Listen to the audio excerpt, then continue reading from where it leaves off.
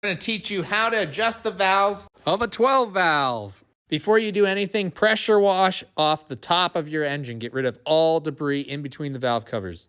Then you get yourself a 10mm socket and you're going to put it on the shaft of the alternator. You can rotate your engine this way without loosening the alternator's nut.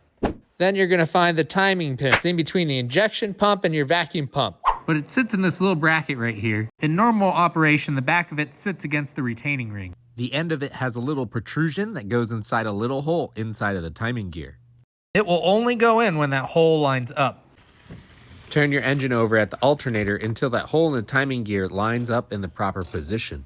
When it can be pushed in all the way, then you grab yourself a paint pen and you're going to mark the harmonic damper that moves next to something stationary. In my case, I use the tachometer sensor. That way you got an easy to find TDC reference point.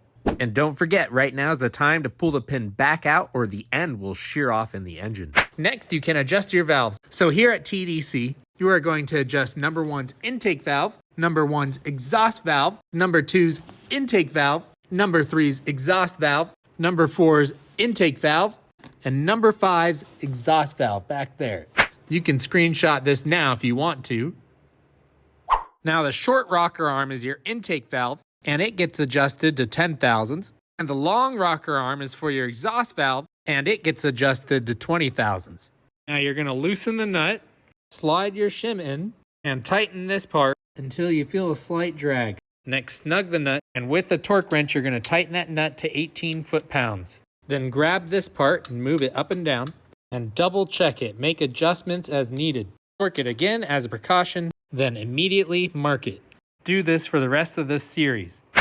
Now that that set is done, we are going to spin the engine over 360 degrees. So the marks just have to go and line back up again. Here it comes, and it's back in position.